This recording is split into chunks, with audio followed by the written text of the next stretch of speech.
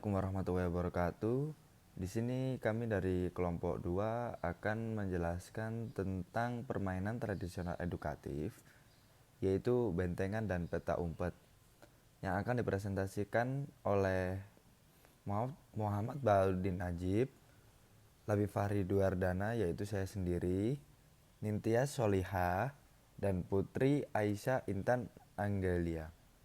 Berikut adalah presentasinya.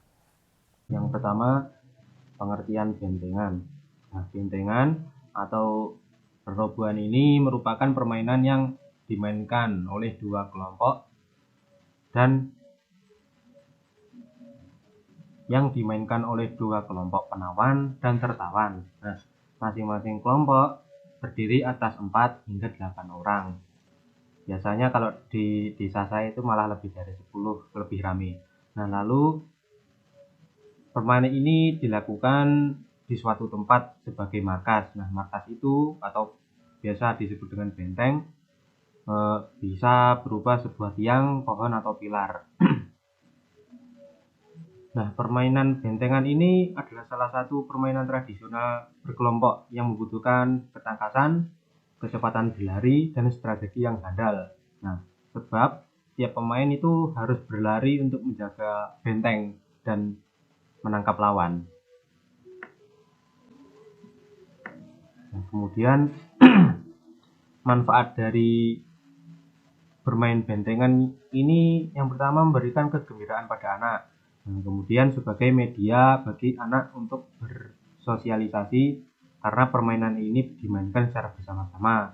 Kemudian melatih kerja sama anak-anak, kemudian mengasah kemampuan menyusun strategi dan meningkatkan kreativitas, mengasah kemampuan menyusun strategi dan meningkatkan kreativitas. Malah balen-balen di papat limo.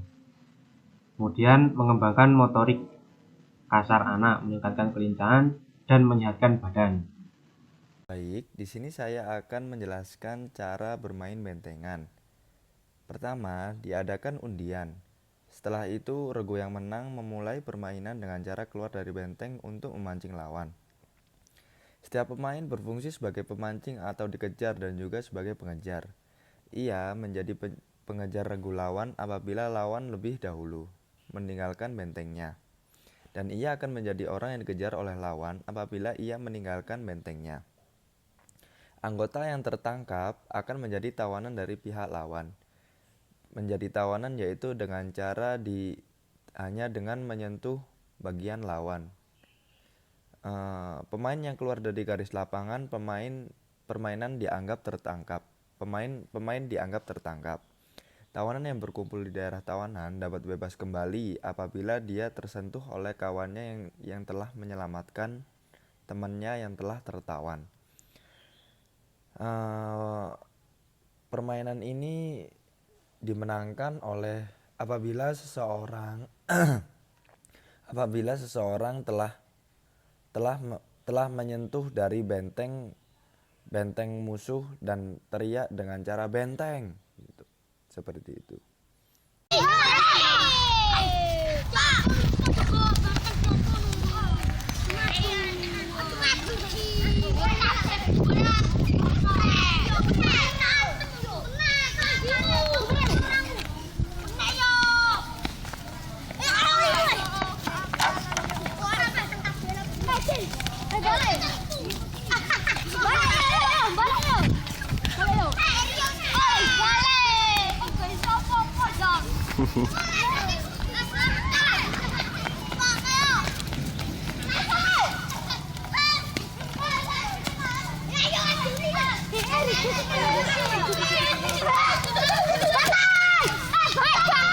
Iya sudah banteng kena. Baik, selanjutnya yaitu pengertian permainan petak umpet. Permainan tradisional adalah permainan yang sudah ada sejak zaman dahulu. Salah satunya yaitu petak umpet. Permainan ini memiliki dua unsur yaitu cari dan sembunyi. Permainan ini bisa dimainkan oleh minimal 2 orang. Akan tetapi jika lebih banyak maka akan lebih seru. Permainan ini juga pada umumnya juga dilakukan di luar ruangan, akan tetapi juga tidak akan kalah seru jika dimainkan di dalam ruangan. Baik, selanjutnya manfaat dari permainan petak umpet. Permainan ini banyak sekali manfaatnya, selain untuk membentuk rasa solidaritas, juga melatih untuk sportif dalam bermain. Adapun manfaat yang lebih spesifik dari permainan ini yaitu yang pertama, mengembangkan keaktifan anak. Agar seorang anak menjadi aktif, permainan petak umpet bisa membantu anak untuk menjadi anak yang lebih aktif. Yang kedua, membangun rasa sosial. Bersosialisasi tidak hanya dilakukan oleh orang dewasa, akan tetapi anak seusia dini juga harus melakukan hal tersebut untuk membiasakannya. Yang ketiga, mengembangkan rasa kreativitas anak. Permainan ini akan memberikan pelajaran bagi anak untuk bisa mengasah otaknya, di mana anak harus lebih kreatif untuk mendapatkan tempat persembunyian yang aman, yang dengan berbeda dengan teman yang lainnya. Kemudian yang keempat, melatih anak patuh terhadap aturan. Melatih anak untuk bisa taat terhadap berbagai aturan, baik peraturan yang ada di lingkungan terkecil seperti keluarga, sekolah, maupun aturan masyarakat. Kemudian yang kelima, melatih sportivitas anak. Dalam permainan ini, pemain yang kalah dan menang harus bisa menerima dan melakukan tugasnya masing-masing. Anak-anak akan belajar bagaimana menerima kekalahan dan tetap menikmati permainan tersebut. Kemudian yang keenam, mengasah ketelitian dan kepekaan para pemainnya. Para pemain harus teliti dalam mencari lawan yang bersembunyi. Kemudian yang ketujuh, melatih kesabaran.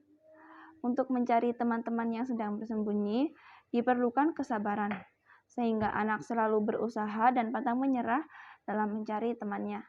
Kemudian yang terakhir, melatih daya ingat. Anak harus dapat mengingat ciri-ciri teman yang bersembunyi, sehingga mempermudah dalam mencari dan menebaknya. Baik, untuk cara bermain petak umpet, yang pertama yang kalian harus lakukan adalah menyiapkan permainan. Di sini yang harus kalian siapkan adalah yang pertama, pilih para pemain. Setelah memilih para pemain, yang kedua, tentukan aturan-aturan permainan.